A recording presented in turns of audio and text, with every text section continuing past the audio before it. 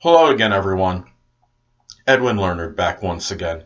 In this YouTube astrological segment, I'm going to be talking all about the zodiac sign Gemini. And yes, it does apply and pertain to the sun, moon, and ascendant.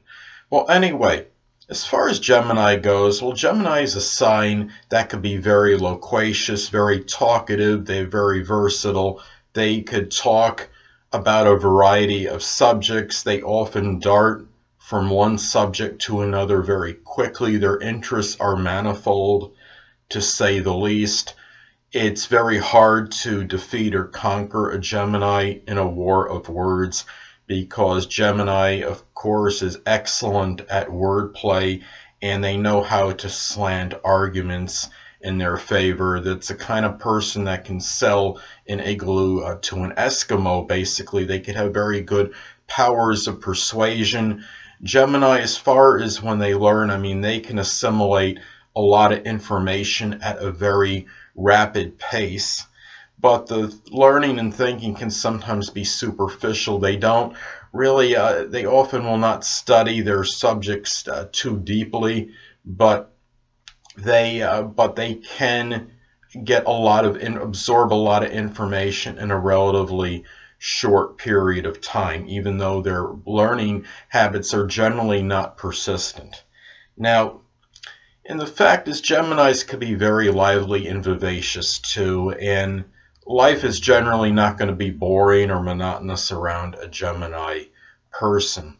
And Geminis are people that often like variety in their life. And the thing about Geminis too, they could be somewhat contradictory. They could go one way one minute and go one way the next. They could be ambivalent and indecisive, but they are generally very amiable and very cheerful. Gemini is a mutable sign, so they could be very pliable and adaptable. And Gemini is just generally, their thoughts race so quickly. They are often the conversation dominators, and they also can frequently interrupt people during conversations because their thoughts are going at an accelerated pace and often ahead of the other people that are in the conversation. If you have two Geminis talking simultaneously, you better look out because might have a lot of interruptions, a lot of talking over the other person. So really, in Gemini too, can be very animated. They do things in a very spirited fashion. They're people that generally will fight more with words in their intellect, outmaneuvering people, outsmarting them, rather than going into physical confrontations. However, I've known a number of Gemini dominant people, whether it's moon, ascendant, or sun, and they could be excitable and high strung, and sometimes they will go into that physical confrontation mode if you really push them, and because Gemini can have a very excitable temperament. So, and the next thing I want to talk about as far as Gemini goes, as far as the appearance goes, well, keep in mind before I talk about the appearance that a lot of this, of course, won't apply to people of certain ethnic backgrounds or ethnicities of some, as far as, for example, African American people. So, but anyway, as far as a general description for Gemini, as far as the physical characteristics, well, Gemini is often tall in stature. They could be very slender in build. They could, as far as the head goes for Gemini, the head tends to have a long shape to it, an oblong shape. The features can be lengthy, and the forehead is often broad. And Geminis too, I see Geminis inclining toward dark hair, generally speaking. I think brown seems to be the color that I've seen a lot of Gemini people have, and as far as their hair color goes. And the complexion on Gemini tends to be rather light, fair, or pale. Geminis also, they could be, as far as their physique, they could be long and slender. They, as far as The nose on Gemini, well, the Gemini, I mean, can often be very straight and sometimes even pointed. Geminis, sometimes I look at it seems like with Geminis they often have that no upper lip look, and if I'm not mistaken, Rod Serling, who was the host of the Twilight Zone series, had Gemini rising, and he had that no upper lip look. And somebody had said on some show, Rod Serling, the man with no upper lip, and sure enough, I believe he does have Gemini rising. And I find, as far as in Gemini's too, as far as anything else with the any mannerisms, Geminis, they tend, as far as the eyes, they could be dark. Geminis seem like they could be quick-sighted, and the eyes seem to dart very rapidly. And anyway, and also as far as the appearance with Geminis, often they can have very long arms and legs in relationship to the rest of the body. So another thing with Gemini I talk about, as far as, well, with money, well, Geminis, I see them as having, they could be prone to financial fluctuations, mainly because Gemini, they can make money quick with their quick minds, but with Geminis, though, they also, I think, they could spend the money as rapidly as they make it, because Gemini, unlike a sign like Taurus or Virgo, is not really as concerned as far as accumulating wealth and holding on to or retaining money. It's just really not their mindset. And so I think with the income with Gemini can often be sporadic and erratic, but the thing is, if Gemini runs out of money, they're often the type that can bounce back and find some get-rich-quick scheme or something that will get them, what I'm saying is a legal get-rich-quick scheme, of course, and they could bounce back and often get that money that they lost quickly. So, well, as far as career goes, well, as far as Gemini goes, almost anything in communications, I think Gemini could be proficient in, whether it's broadcasting, writing, journalism, could even be any other form of communication. It could be satellite communication, data communication, just about anything that involves communicating. And also, Geminis, being very versatile, can be very adept at multitasking.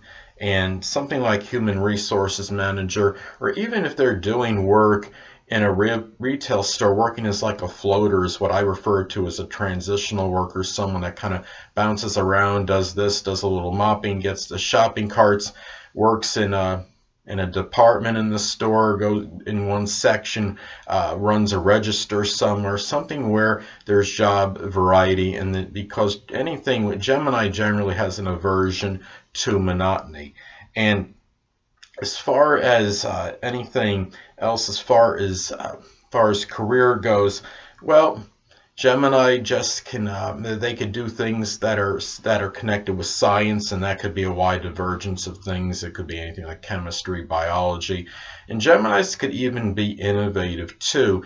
Gemini often in a solar or natal chart will have Aquarius on the MC, and that I think that does play a role in that.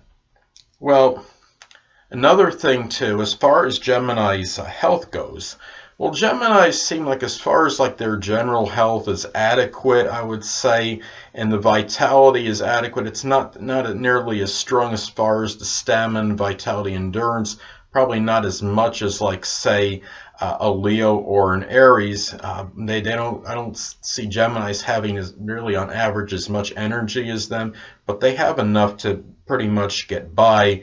And as far as any health issues, well, Gemini could often have injuries to the arms, to the hands, to the fingers. Also, insomnia could be very strong with Gemini. Gemini tends to be very restless, and that does play a role in that. And something connected, even bipolar disorder, I think could be strong in Gemini as well. Carpal tunnel syndrome, some kind of arthritis in the hands. And really, those are some things to look at as far as health, possible health afflictions, as far as Gemini goes. And as far as love goes, well, Gemini often looks for a cerebral partner, somebody that is about intellectual stimulation as well as physical. And Geminis are the kind of people that they want somebody that they could communicate with, that are on the same intellectual wavelength as they are. They also, they may, at times, the feelings may seem superficial with Gemini. And Gemini, I don't see Gemini as being promiscuous, but Gemini can stray from their love if that relationship is getting monotonous or boring. So the key with Gemini in love is to have somebody that is about variety and diversity, and someone that doesn't do the same thing consistently day in and day out. So it wouldn't be someone like a Taurus or a Capricorn, would generally be a sign that wouldn't really be that compatible with Gemini for that reason. Gemini could be very compatible, of course, with the other two air signs, Libra, Aquarius, and can also be so with Leo and Libra. And Sagittarius, of course, is, as far as the significant other, of course, is it could be compatible as well. So, and really, but when Gemini does fall in love, it can be for an eternity. It's hard to pin Gemini down in terms of love. I mean, I have my moon in Gemini, despite having a Taurus ascendant and Cancer sun. I wonder if part of the reason I haven't found that significant other, that elusive love, maybe it's somewhat attributed to having the moon in Gemini, not wanting to be pinned down. I thought was interesting. I don't know how many of you would remember this. Some of you may, some not. Some of the older people may remember this. There was a show called, it was Mike Hammer, and it starred Stacy Keach. And what it was is, see, Stacy Keach has his son in Gemini in real life. And in the show, it often showed him seeing a woman, and the woman would turn the corner and he would run after her trying to catch her. I think a lot of that was symbolic in that show, that he was trying to find his elusive love. Well, it's been noted in the past from my conversations with people that were adept at astrology, that Gemini seems to be searching for their true love. And it's interesting. And I think a lot of, as I've stated in previous videos, that a lot of actors and actresses, I do believe, that are at least subconsciously drawn to roles that fit their zodiac sign characteristics, and things and actions that are associated with that sign. So anyway, people, that'll conclude this YouTube astrological segment for All About Gemini, and stay tuned next time where I'll be talking about all about Cancer. Two things I want to get with you on before I head out. Firstly, the stars may impel but do not compel. And secondly, never isolate any single astrological element, aspect, planetary placement, position, configuration, influence, or what have you, and make an analysis of a person, astrologically speaking, based on this alone, because astrologically speaking, the person is the sum of all their components in their natal chart and not just one. Until next time, people, stay well.